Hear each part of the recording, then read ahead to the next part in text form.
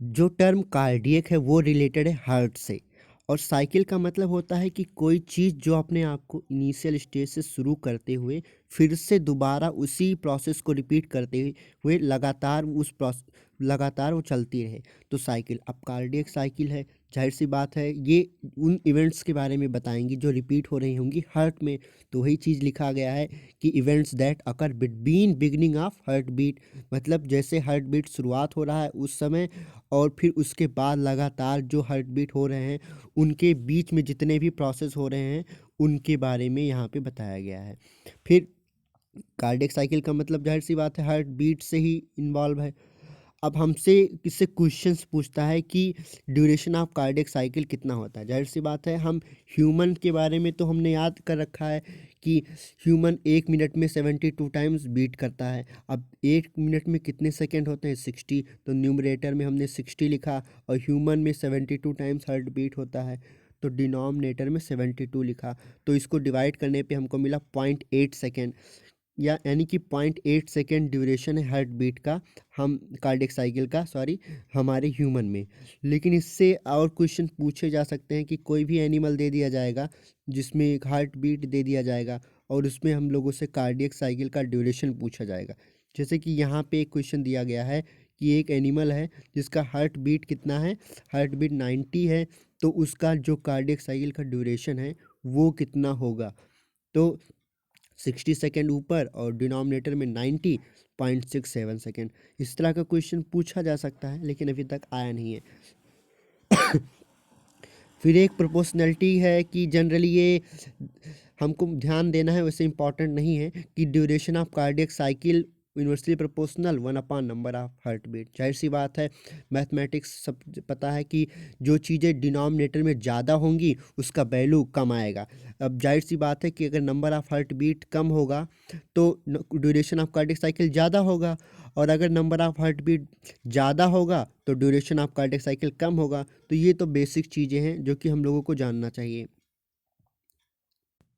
फिर फिर यहाँ पे मैंने एक चार्ट बनाया हुआ है सर्किल, जिसमें मैंने हार्ट, आर्टिकल और वेंट्रिकल में जो भी इवेंट हो रहे हैं ड्यूरेशन ऑफ कार्डियक साइकिल वो दिखाया है। बाहर की जो सर्किल यहाँ पे मैंने बनाया है उसमें हमने आर्टिकल्स के इवेंट्स को दिखाया है और इनर की सर्किल में हमने दिखाया है वेंट्रिकल्स के इवेंट को। अब हम पहले शुरू करते हैं आर्टिकल्स के इवेंट्स को। 0.1 से ये 0.1 0.2 ये ड्यूरेशन ऑफ हार्ट बीट मतलब कार्डियक साइकिल है।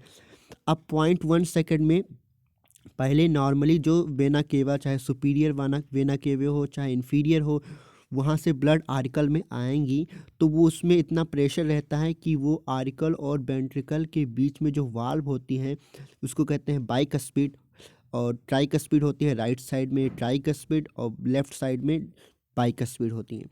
तो जो इनिशियल ब्लड आएंगी उसमें इतना प्रेशर होता है कि उसको नॉर्मली ओपन कर लें और उससे 70% तक का ब्लड बिना प्रेशर के, बिना सिस्टोल हुए ही आर्टिकल से वेंट्रिकल में चले जाती हैं। लेकिन कुछ ब्लड जो आर्टिकल में बची रहती हैं उनको वेंट्रिकल में पहुंचाने के लिए सिस्टोल कराना पड़ता है, यानी कि प्रेशर लगाना पड़ता है। तो वो सिस्टोल जो कि आर्टिकल में होता है उसको आर्टिकल सिस्टोल कहते हैं।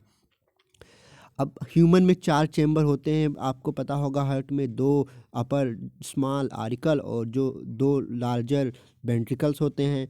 अब आर्टिकल से जो बचे हुए ब्लड हैं उनको वेंट्रिकल में ले जाने के लिए सिस्टोल कराया जाता है। उस सिस्टोल की वजह से जो वाल्व है उनकी आर्टिकल और वेंट्रिकल के बीच वो ओपन हो जाती हैं और वहाँ से ब्लड आर्टिकल से वेंट्रिकल में आती है। तो आर्टिकल में जो सिस्टोल होता है वो 0.1 सेकेंड होता है। देन आफ्टर क्या होता है कि जितने भी पूरा का पूरा जो ड्यूरेशन है कार्डियक साइकिल का 0.8 सेकेंड तक, वहाँ तक वो अब डायस्टोल ही रहेंगी। यहाँ पूरा देखें आप, यहाँ पे कोई भी एक्टिविटी नहीं हो रही है, केवल 0.1 सेकेंड तक ही आर्टिकल सिस्टोल हुआ, उसके बाद आर्टिकल डायस्टोल रहा यानी कि रिलैक्स स्टेज में रहा पूरे के पूरे साइकिल के दौरान। अब अब आर्टिकल में इवेंट्स जो हो रही थी अब वो ख़त्म हुई। अब वेंट्रिकल की हम अगर बात करें, अब वेंट्रिकल की अगर हम बात करें तो वेंट्रिकल में 0.2 सेकेंड से वेंट्रिकल में यहाँ पे दिखाया गया है वेंट्रिकल की एक्टिविटी को 0.2 सेकेंड से वेंट्रिकल में सिस्टोल होंगी। तो वेंट्रिकल में जब सिस्टोल होंगी तो जो अब सेमील्यूनर वाल्व होगा जो कि वेंट्रिकल और एओर्टा मतलब ब्लड सप्लाई जो करेगी बॉडी को एओर्टा के जरिए, और फिर जो ब्लड सप्लाई लंग्स को जाएंगी पल्मोनरी बेन से, सॉरी पल्मोनरी आर्टरी से जो जाएंगी, उनमें जो सेमील्यूनर वाल्व होगा अब जब वेंट्रिकल में सिस्टोल होगा तो वो ओपन होंगी। अब यहाँ पे क्या होगा, बैक फ्लो ना हो, इसीलिए जैसे ही वेंट्रिकल सिस्टोल होता है उससे पहले ही जो वाल्व थी आरिकल और वेंट्रिकल के बीच में, चाहे वो ट्राइकस्पिड हो चाहे वो बाइकस्पिड हो, वो क्लोज हो जाती हैं ताकि ब्लड का बैक फ्लो ना हो सके।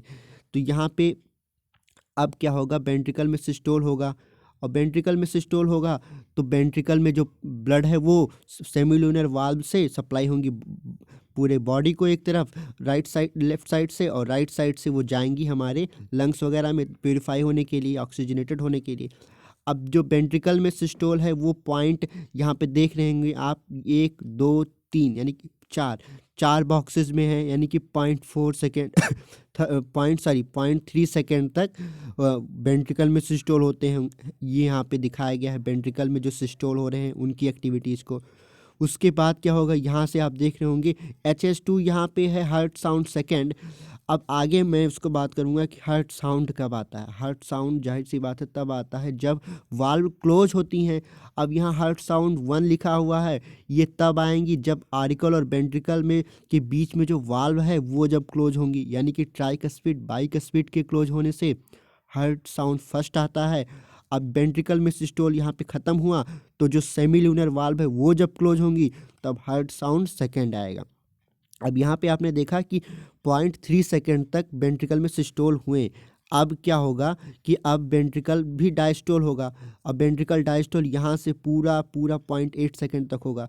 इस दौरान आरिकल भी डायस्टोल है और वेंट्रिकल भी डायस्टोल है। इसी ड्यूरेशन को कहते हैं जॉइंट डायस्टोल। कहने का मतलब आरिकल और वेंट्रिकल दोनों ही जॉइंट मतलब दोनों साथ साथ ही डायस्टोल हैं, इसी को हम कहते हैं जॉइंट डायस्टोल। तो ये ड्यूरेशन भी इम्पॉर्टेंट है कि 0.1 सेकेंड तक आरिकल में सिस्टोल हुए, 0.7 सेकेंड तक आरिकल में डायस्टोल हुए, 0.3 सेकेंड तक वेंट्रिकल में सिस्टोल हुए, और 0.5 सेकेंड तक दोनों ही डायस्टोल रहे, सॉरी 0.4 सेकेंड तक दोनों ही, यहाँ पे 1 2 3 4 0.4 सेकेंड तक दोनों ही जॉइंट डायस्टोल रहे। तो ये पूरा का पूरा जो हार्ट में एक्टिविटीज़ है आरिकल और वेंट्रिकल की सिस्टोल और डायस्टोल, उसको सिंपली दिखाया गया है। उसके बाद हम बात करेंगे कुछ जो इवेंट्स हो रहे हैं उनके बारे में। अब यहाँ पे आप देख रहे होंगे कि हमने जितने भी मतलब इवेंट्स स्टेप है उसको दिखाया है, मतलब लिखा हुआ है। जो भी इवेंट्स मैंने यहाँ पे आपको बताया उसको यहाँ पे लिखा है मैंने कि स्टेप फर्स्ट में आपने देखा कि आरिकल में सिस्टोल हो रहे थे, आरिकल में सिस्टोल हो रहे थे, उस दौरान वेंट्रिकल डायस्टोल था और आरिकल वेंट्रिकल वाल्व था, यानी कि ट्राइकस्पिड बाइकस्पिड वो ओपन हुआ, तभी तो आरिकल से ब्लड जो बचा हुआ था वो वेंट्रिकल में आएगा।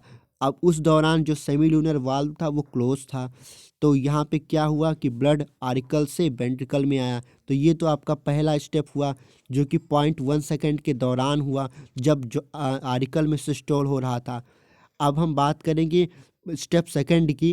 तो स्टेप सेकंड में क्या हुआ, आरिकल ने डायस्टोल किया। आरिकल ने जब जैसे ही डायस्टोल किया तो जो आरिकल वेंट्रिकुलर वाल्व है वो क्लोज्ड हो जाएंगे। क्लोज इसलिए हो जाएंगे क्योंकि आगे जब वेंट्रिकल में सिस्टोल हो रहे होंगे तब अगर वो क्लोज नहीं होंगे तो ब्लड फिर से आरिकल में आ जाएगा। तो कहने का मतलब कोई फ़ायदा ही नहीं हुआ सिस्टोल कराने का। इसीलिए जो आरिकल वेंट्रिकुलर के बीच में जो वाल्व है वो क्लोज हो गए। अब इस दौरान जब वाल्व क्लोज हो रहे होंगे तो वहाँ पे एक साउंड आएगा, तो उसी साउंड को HS1 यानी कि हार्ट साउंड फर्स्ट कहते हैं। और ये साउंड की जो आवाज़ जब सुनी गई तो वो आवाज़ थी लव, LUBB लव, इसी को लव कहते हैं। और इसका ड्यूरेशन हालांकि इतना डिटेल में नहीं NCERT में दिया है, केवल उसका साउंड दिया है कि फर्स्ट साउंड जो आता है जब आरिकल वेंट्रिकुलर के बीच में जो वाल्व है वो क्लोज होती है तो वो लव होता है। उसका ड्यूरेशन वगैरह इंपॉर्टेंट नहीं है क्योंकि NCERT में दिया ही नहीं है, हालांकि यहाँ पे मैंने लिखा हुआ है। तो ये चीज़ें होती हैं। अब उसके बाद जब स्टेप थर्ड में आएंगे आप, तो स्टेप थर्ड में आपने पहले स्टेप थर्ड में आप देख रहे होंगे कि यहाँ पे आर्टिकल तो डायस्टोल में था ही, अब वेंट्रिकल में सिस्टोल स्टार्ट हुआ। अब वेंट्रिकल में जैसे ही सिस्टोल होगा तो जो आर्ट्रियो वेंट्रिकुलर वाल्व है वो तो क्लोज रहेंगी ताकि ब्लड आर्टिकल में पीछे ना जाए। अब उसके बाद जब वेंट्रिकल में सिस्टोल होगा तो ब्लड को आगे ले जाना है, इसीलिए जो सेमी ल्यूनर वाल्व है वो ओपन होंगी, वहाँ से पल्मोनरी एक आर्टरी में जाएगा और दूसरी तरफ एओर्टा में जाएगा ब्लड, यानी कि दूसरी तरफ ब्लड पूरे बॉडी को सप्लाई होगा, तो वो चीज़ वाल्व ओपन हो जाएंगी। अब यहाँ पे स्टेप थर्ड में कहने का मतलब जो वेंट्रिकल में सिस्टोल हो रहे हैं उस दौरान एक्टिविटीज़ क्या हो रही हैं उसको दिखाया गया है। अब हम बात करते हैं स्टेप फोर में। स्टेप फोर में यहाँ पे देख रहे होंगे आप कि यहाँ पे आर्टिकल तो डायस्टोल थी ही, अब वेंट्रिकल भी डायस्टोल हो गई, कहने का मतलब वेंट्रिकल भी रिलैक्स स्टेज में आएंगी। अब वेंट्रिकल जब रिलैक्स स्टेट में आएंगी तो आर्ट्रियो वेंट्रिकुलर वाल तो पहले से ही क्लोज था, लेकिन अब सेमी ल्यूनर वाल भी क्लोज हो जाएगा, क्योंकि फिर से जब ये वेंट्रिकल रिलैक्स हो जाएंगी तो ब्लड का बैक फ्लो ना हो, इसीलिए जो सेमी ल्यूनर वाल्व है वो भी क्लोज हो जाएंगी। और जब मैंने बात किया था कभी भी कुछ बंद होगा तो आवाज़ आएगा, तो यहाँ पे जब सेमी ल्यूनर वाल्व क्लोज होगा तो हर्ट साउंड सेकंड आएगा, जिसको एनसीईआरटी में डब डब कहा जाता है। और ये इसका ड्यूरेशन भी दिया है लेकिन उतना इम्पॉर्टेंट नहीं है, बस इतना याद करिए कि जब सेमी ल्यूनर वाल्व क्लोज होती हैं तो हर्ट साउंड सेकंड प्रोड्यूस होता है, जिसको हम डब कहते हैं। अब ये पूरे की पूरी एक्टिविटीज़ को मैंने यहाँ पे स्टेप वाइज लिखा हुआ है। अब इसके बाद अगर हम बेसिकली बात करें आगे, तो स्टेप 5 की बात करें तो यहाँ पे सब पूरे के पूरे हार्ट चैम्बर ही डायस्टोल होगा। आर्टिकल डायस्टोल था ही, अब वेंट्रिकल भी डायस्टोल हो जाएगा, जिसको हम जॉइंट डायस्टोल कहते हैं। इस दौरान सेमी ल्यूनर वाल्व भी क्लोज हो जाएंगी और आर्टिकल वेंट्रिकल वाल्व ओपन हो जाएंगी। किस वजह से हो जाएंगी? क्योंकि बॉडी से फिर से ब्लड्स जो वेना कावा है सुपीरियर इन्फीरियर, उसकी वजह से ब्लड आएगा आर्टिकल में, और आर्टिकल में प्रेशर इतना होगा कि वो जो उसमें आर्ट्रियो वेंट्रिकुलर वाल्व है उसको ओपन कर दे। यहाँ पे ध्यान रखिएगा अभी सिस्टोल स्टार्ट नहीं हुआ है। सिस्टोल तो जब थोड़ा सा ब्लड बचता है, जब प्रेशर नहीं होता है, जो सुपीरियर वेना केवा से ब्लड आता है कि वो उतना प्रेशर नहीं होता है कि वो उस वाल्व को खोल सकें, तब सिस्टोल होगा आर्टिकल में, तब वो वाल्व खुलेंगी। एनसीईआरटी में सीधे दिया गया है कि 70% तो का ब्लड तो नॉर्मली ही आ जाता है, उसमें सिस्टोल की रिक्वायरमेंट ही नहीं होती आर्टिकल में, वो नॉर्मली ही आर्टिकल से वेंट्रिकल में आ जाती हैं। तो वहाँ पे ये चीज़ें आपको यहाँ पे मैंने लिखा हुआ है। देन आफ्टर क्या है कि हर्ट साउंड बताया मैंने जैसे आपको कि 2 हर्ट साउंड होती हैं, और हर्ट साउंड तभी आती हैं जब वो जो वाल्व है वो क्लोज होती हैं। और इसको कैसे हम हेयर करते हैं तो उसका इंस्ट्रूमेंट भी इम्पॉर्टेंट है, पूछा जाता है कि किससे हम हर्ट साउंड को हेयर करते हैं, तो स्टेटोस्कोप होता है जिसके ज़रिए हम हर्ट साउंड को पहचानते हैं। अब इसी हर्ट साउंड के जो ड्यूरेशन है, इनके जो इंटरवल है, इन्हीं में अगर डिफरेंसेज आते हैं, नॉर्मल से डिफरेंस होता है, तो हम बता देते हैं कि हार्ट में प्रॉब्लम है। इन्हीं इसको हम यानी कि यहाँ पे लिखा गया है कि heart sound are of clinical diagnostic significance, कि इसी के इंटरवल में अगर कुछ डिफरेंस आया या इसके साउंड में कुछ डिफरेंस आया तो हम कह देते हैं कि हाँ आपके हार्ट में कुछ प्रॉब्लम है। कहने का मतलब ये क्लिनिकल डायग्नोस्टिक का एक तरीका है।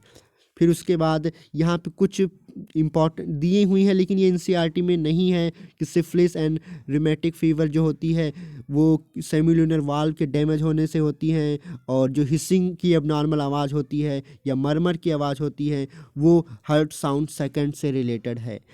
अब यहाँ पे और पॉइंट है इम्प्रॉपर क्लोजिंग ऑफ वाल्व, इसको हम इनकॉम्पिटेंस कहते हैं, और फिर improper opening of valve stenosis कहते हैं। तो ये चीज़ें इंपॉर्टेंट नहीं है, लेकिन ये हर्ट साउंड फर्स्ट लव कब होता है? जब आपका आर्ट्रियो वेंट्रिकुलर वाल्व क्लोज होता है, और डब कब होता है? जब आपका सेमिल्यूनर वाल्व क्लोज होता है, तब सुनाई देती हैं। ये सीक्वेंस है कार्डियक साइकिल का पहला। हम यहाँ से ही मान लिए कि जॉइंट डायस्टोल हुआ, फिर आर्टिकल में सिस्टोल हुआ, फिर वेंट्रिकल में सिस्टोल हुआ, ये चीज़ें होती हैं। और ये एक महत्वपूर्ण टॉपिक है कार्डियक साइकिल जिसको मैंने बताया है, और इससे हर दूसरे साल में क्वेश्चंस पूछे जाते हैं, और ये बहुत ही इंपॉर्टेंट होता है जो कि आगे भी आपका काम आएगा। Thank you.